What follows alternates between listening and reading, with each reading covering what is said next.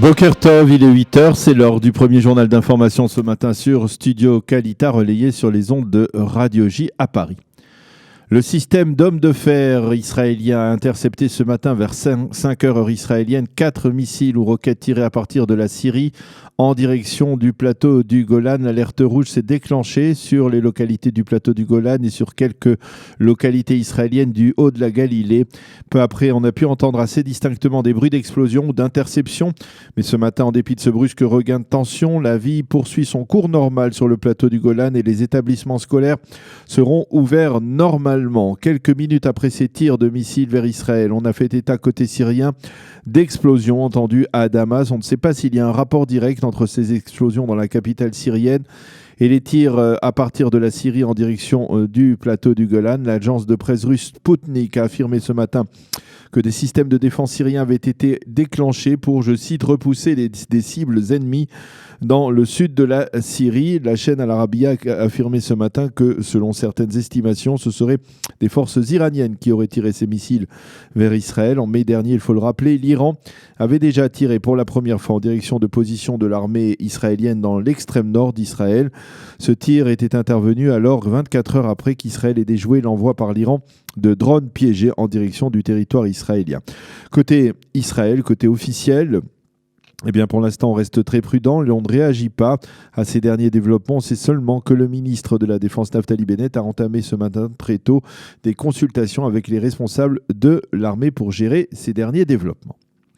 Développement diplomatique important, très important même. Hier soir, le secrétaire d'État américain Mike Pompeo a annoncé solennellement que les États-Unis cessaient de définir les implantations juives en Judée-Samarie comme illégales selon le droit international. Il s'agit là d'un changement considérable par rapport à la position officielle américaine déterminée en 1978, il y a plus de 40 ans, selon lesquelles les implantations était une violation du droit international. Mike Pompeo a déclaré que le statut définitif de ces régions devra être déterminé par les deux parties israéliennes et palestiniennes dans le cadre de négociations. Binyamin Netanyahou s'est très rapidement félicité de cette décision américaine. Il a affirmé que pour la première fois, l'administration américaine, celle de Donald Trump, reconnaissait de facto que le peuple juif n'était pas étranger sur la Judée et la Samarie. Cette décision corrige une injustice historique, a dit M. Netanyahou, qui a précisé que le statut de ces régions est une affaire juridique interne et non l'affaire de tribunaux internationaux. Nous sommes à moins de 48 heures de la fin du mandat confié à Benny Gantz par le président de l'État, Reuven Rivlin, pour former une coalition majoritaire. Et l'imbroglio politique atteint son paroxysme. Monsieur Netanyahou doit s'entretenir ce matin avec Avigdor Lieberman pour une nouvelle rencontre. Il devrait alors lui fournir les réponses des partis orthodoxes aux propositions de compromis avancées afin de pouvoir former un gouvernement de droite restreint qui comprendrait le bloc des 55 députés et les 8 députés d'Israël Beitenu. Il semble que les 3 leaders des formations orthodoxes, Aryeh Deri pour le parti Chasse, Moshe Gafni et Yaakov Litzman pour le parti judaïsme unifié de la Torah, aient fait un pas en direction de Lieberman, par exemple en acceptant le principe de la loi sur l'enrôlement des élèves des yeshivot, mais il semble également qu'ils aient formellement refusé de faire la moindre concession sur des sujets liés directement à la halacha, comme les conversions ou le respect du Shabbat dans le secteur public.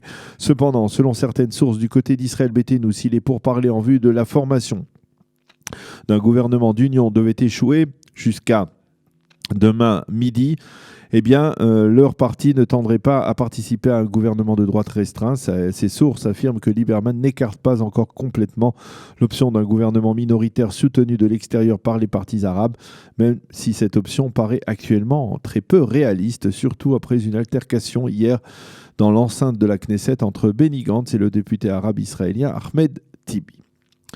Le ministre de la Défense, Naftali Bennett, s'est entretenu hier pour la première fois avec l'ensemble du forum de l'état-major de l'armée israélienne. Il a été très clair sur un point, l'autorité unique au sein de Tsahal est celle des officiers. Il n'y a pas d'état-major alternatif, a déclaré Naftali Bennett.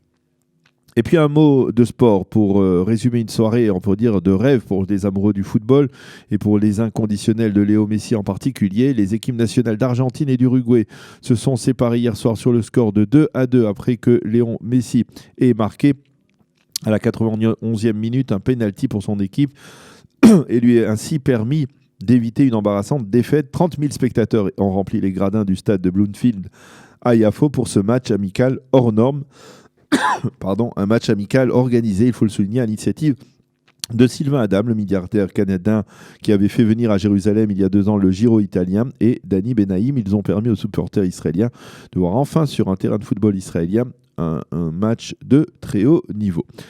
La météo pour terminer, le temps sera légèrement moins frais sur l'ensemble du territoire israélien. Il fera aujourd'hui 18 degrés à Jérusalem, 25 à Tel Aviv et 28 degrés à Eilat. C'est la fin de ce premier journal d'information sur Studio Kalita.